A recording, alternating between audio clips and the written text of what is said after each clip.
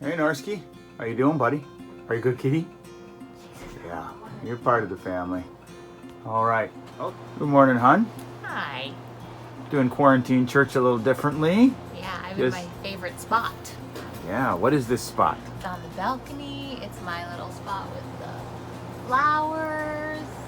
I love the flowers.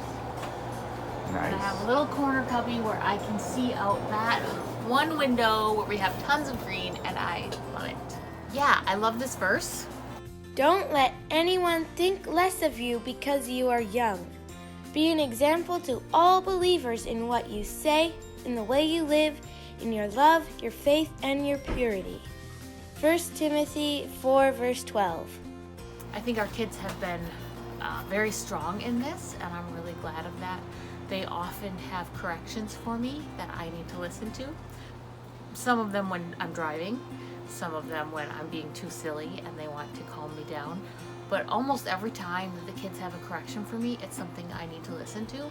And so I've been thinking about that with this verse, how grateful I am for my kids, how I am not despising their youth. Sometimes I definitely want to give them the flick, but for the most part, they have done a good job of coaching up their parents when they feel their parents need coaching, and it's been really good to see. Today we're looking at this verse and this picture. It was back when we went on holidays a few years ago to Nova Scotia. That was Peggy's Cove. Jemma climbed up this huge rock all by herself, flexed her muscles at the top. Very proud of her. Wasn't long after that where she had a terrible fall and smashed her head, and blood was everywhere.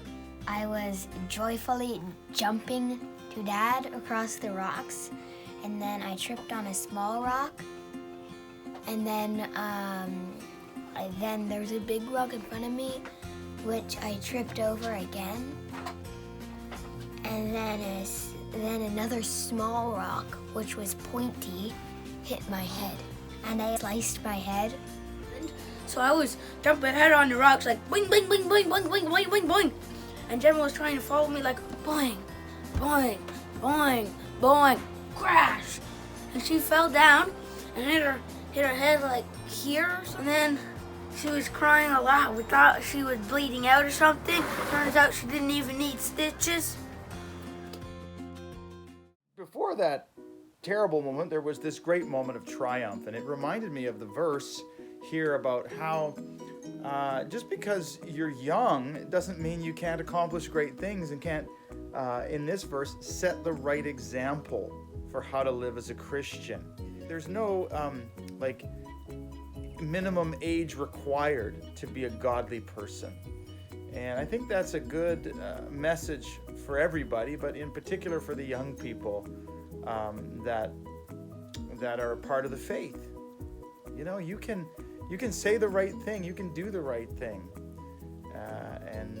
In this passage, Timothy was the young pastor, and there was a lot of older people that were probably looking at him with like, who was this young whippersnapper? I don't know. But the Apostle Paul says to Timothy there, look, set the right example regardless of your age. And that's... Hey, Sierra. Hi. Time for quarantine church. Okay. How you doing? I'm good. What are you doing? I'm cleaning the bathrooms. Nice. I think it means that you can demonstrate how God wants us to live our lives, even when you're young. Like, you can be an example to other people at any age and at any stage in your life, and the way that what you say, how you live, and how you show your love and your faith and your purity to those around you. That's good. And kind of a little bit like what you're doing right now, cleaning the bathroom. Yeah. Why not, eh? Yeah. Right on. Good work. I'm very young here, Mm-hmm. and even though I'm young, Yeah. I made it to the top of this thing. Yeah. And so just because you're young doesn't mean you can't do stuff, especially climbing in this picture. But what this verse is talking about is especially in saying good things and living a good life and in loving people and having good faith in God and purity. You don't have to be old to be successful in those things. And so you can be a good example just in the things that you say. You don't have to be old to say the right things, right? Yeah. You want to pray and ask God to help you be a good example? Maybe. Go. Hey, dear God, help me be a good example. Amen. All right. A way I can set an example of love for other people is by just doing something nice. Like the other day, we heard that Graham has a garden, and we wanted to make her happy, and she asked for a tiny little sign that said B-pad on it, but it was just little. And then we decided to make it a lot better, and we worked for a few hours on it, and we had this big giant pole, and we had four different signs on it instead of just one tiny sign. And then we gave it to Grandma and put it in her garden, and she was so happy. Yeah, just doing nice little things is really good. The little things count.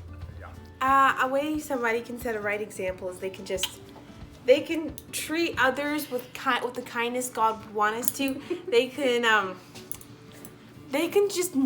be the person who's like, no, let's not gossip about this person behind their back. They can be the one who, even if they don't like a teacher that much, is still respectful to them and still listens to them.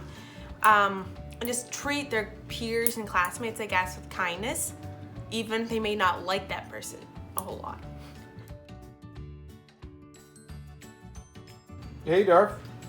Hey, Dad. In what ways can you set the right example even though you're young? I know. When you're at school and some of your friends are not doing the right thing, but you can tell them to stop. And so these children often have things to tell me, and I want to blow them off because I am 30-some years older than them, but they have a lot of good insight there, Mama. And I'm listening. Norski, can you set the right example even though you're young?